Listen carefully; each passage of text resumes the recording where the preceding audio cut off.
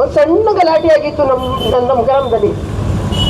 ನಾನು ನಮ್ಮ ಯಜಮಾನ್ರು ನಾವೆಲ್ಲ ಆಸ್ಪತ್ರೆಗೆ ಬಂದ, ಗೌರ್ಮೆಂಟ್ ಆಸ್ಪತ್ರೆಗೆ ಕಾರ್ ಡ್ರೈವರು ಬಂದು ಕಾರ್ ನಿಲ್ಲಿಸ್ಬಿಟ್ಟು ಒಳಗಡೆ ಹೋಗಿ ಅಡ್ಮಿಷನ್ ಎಲ್ಲ ಬರೆಸ್ತಾ ಇದ್ರು. ಅಷ್ಟೊಂದು ಏನು ಮಾಡ್ತು, ಗಣೇಶಣ್ಣ ಬಂತು. ಆ ಗಣೇಶಣ್ಣ ಇನ್ಯಾರೋ ಹೊರಗಡೆ ಒಂದು 20 ಜನ ಬಂದರು. ಏನಮ್ಮ ನಿನ್ನ ಮಗಂದು ನಿಂದು ಗಲಾಟೆ ಅಂದರು. ಏನಿಲ್ಲ ಅಣ್ಣ, ಈ ಥರ ನಮ್ಮ ಹುಡುಗರು ಗಲಾಟೆ ಮಾಡ್ಕೊಂಡ್ರು ಅಂತ ಹೇಳಿದೆ. ಅದಕ್ಕೆ ಇವ್ರು ಬಂದಾಗಲೇ ಗೊತ್ತಾಯ್ತು, ನನ್ನ ಮಗಳಿದ್ರು ಎಬ್ಬಂಡಿಗೆ ಕೊಟ್ಟಿದ್ದೀವಿ ಆಶಾ ಅಂತ. ಆಶಾ ಇವರೆಲ್ಲ ಬಂದು ನಮ್ಗೆ ಜಗಳ ಮಾಡ್ತಾರೆ, ವಿಡಿಯೋ ಮಾಡ್ಕೊ ಅಂತ ನಾನು ಹೇಳ್ತೇನೆ ನನ್ನ ಮಗಳಿಗೆ. ನನ್ನ ಮಗಳು ವಿಡಿಯೋ ಮಾಡ್ತಿದ್ರೆ ಗಣೇಶನ ಮೊಬೈಲ್ ಕಿತ್ಕೊಂಡು ಹೊಡೆದ್ಬಿಡ್ತು ನನ್ನ ಮಗಳದು. ಏನಣ್ಣ ನೀವೊಬ್ರು MLA ಮಗ ಆಗಿ ಈ ತರ ಮಾಡ್ತಿರಲ್ಲ, ಇದು ಅನ್ಯಾಯ ಅಲ್ವಾ ಅಂತ ಹೇಳಿದೆ. ಏನೇ ಅಂತ ಕೇಳಿದ್ರು. ಯಾಕೆ ಏನೇ ಅಂತ ಮಾತಾಡ್ತಿದ್ರೆ ನಾನು ಹೊರಟಾಗಿ ಅವನನ್ನು ಬೈದೆ ಗಣೇಶನಿಗೆ. ನೀವೇನು ನನಗೆ ಹೋಗೇ ಬಾರೆ ಅನ್ನೋದು, ನೀನು MLA ಮಗ ಆಗಿರ್ಬೋದು ಕೂಡ ನನಗೂ ತುಂಬಾ ವಾದ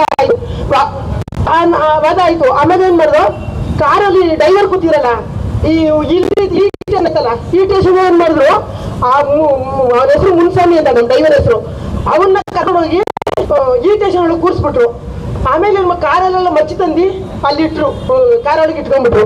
ಇಟ್ಬಿಟ್ಟು ಏನ್ ಮಾಡಿದ್ರು, ಆಮೇಲೆ ಅಯ್ಯೋ ಗಣೇಶನ ಕಾರ್ ಬಿಟ್ಟು ಆ ಕಡೆ ಈ ಕಡೆ ಬರಲೇ ಇಲ್ಲ, ಅಲ್ಲೇ ನಿಂತಿದ್ದಾರೆ ಅವರು. ನಾನು ನನ್ನ ಮಗಳು ಹೊರಗಡೆ ಓಡಾಡ್ತಾನೆ ಇದೀವಿ, ಈ ತರ ಮಾಡ್ತಿದಾರಲ್ಲ ಏನ್ ಮಾಡೋದು ಅಂತ.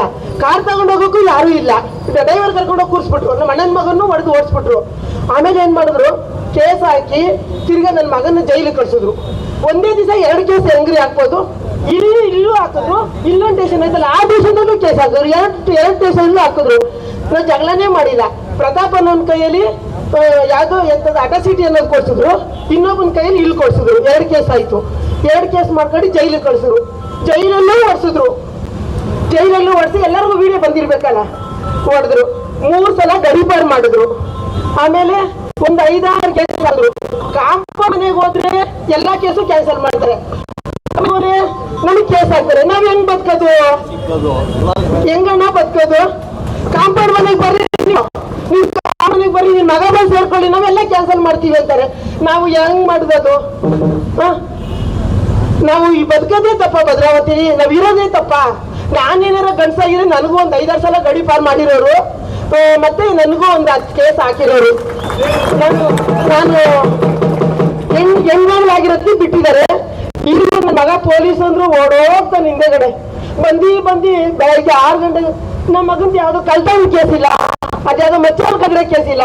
ಸಣ್ಣ ಪುಣ್ಣ ಇಸ್ಬಿಟ್ ಎಲ್ಲ ಇವ್ರು ಇಸ್ಬಿಟ್ ಆಡ್ತಾರೆ, ಅವ್ನು ಆಡಕ್ ಹೋಗ್ತಾನೆ, ಆ ಕೇಸ್ ಹಾಕಿದ್ದಾರೆ. ಬೇರೆ ಏನ್ ಮಾಡಿದ್ದಾನೆ? ಇಲ್ಲ ಕಳ್ತನ ಮಾಡಿದ್ದಾನೆ. ಅದೆಂತದ್ದು ಕೇಸ್ಗಳೇ ಇರ್ತಾವಲ್ಲ ಮಾಡಿ, ಎಂತದ್ದು ಇವ್ ಮೊನ್ನೆ ಕೋಕೋ ಕೇಸ್ ಅಂತ ಒಂದು ಹಾಕಿಸೋದು. ಯಾರೋ ಮುಬಾರಕನಲ್ಲಿ ಶೂಟ್ ಮಾಡಿದ್ರು ಗೌರಾಪುರದಲ್ಲಿ. ನಾನು ನನ್ನ ಮಗ ಕೋರ್ಟಲ್ಲಿದ್ದು ಅವತ್ತು. ಅವನು ಆ ಕೇಸಿಗೆ ಸೇರಿಸಿದ್ದಾರೆ. ಇವನು ಗಂಜಾ ಸಪ್ಲೈ ಮಾಡ್ತಾನೆ, ಸ್ಟೇಟ್ ಅವನು ಗಂಜಾ ಸಪ್ಲೈ ಮಾಡ್ತಾನೆ ಅಂದ್ಬಿಟ್ಟು ಅದಕ್ಕೆ ಕೇಸ್ ಹಾಕಿ 1 ಲಕ್ಷ ಆಯ್ತಣ್ಣ. 1 ಲಕ್ಷ ನನ್ನ ತಾಳಿ ಅಡ ಇಟ್ಟು ಮಾಂಗಲ್ಯ ಸರ್ ಅಡ ಇಟ್ಟು 1 ಲಕ್ಷ ಹೋಗಿ ಕೋರ್ಟ್ಗೆ ಮಾಡ್ತಾವ. ಇವ್ರು ಉದ್ಧಾರ ಆಗ್ತಾರೆ, ಹಾಳಾಗೋಗಲ್ವಾ? ನಮ್ಮ ಅಟ್ಟೆಯವರು ಇವ್ರಿಗೆ ಬಿಡಲ್ವಾ? ನಾವೇನ್ ತೊಂದರೆ ಮಾಡಿದೀವಿ? ನಾವು ಇವ್ರಿಗೆ ಏನ್ ತೊಂದರೆ ಮಾಡಿದೀವಿ? ನಾವು ಅಪ್ಪಾಜಿ ಗೌಡ್ರ ಮನೆಯಲ್ಲಿ ಇರೋದೇ ತಪ್ಪ. ಅವಾಗ್ಲೂ ಎಸ್ ಕುಮಾರ್ ಜೊತೆ ಇದ್ದು 2 ಕಣ್ಣುಗಳು ಅಂತಿದ್ದ, 1 ಕಣ್ಣು ದೇವ್ರು ಕಿತ್ಕೊಂಡು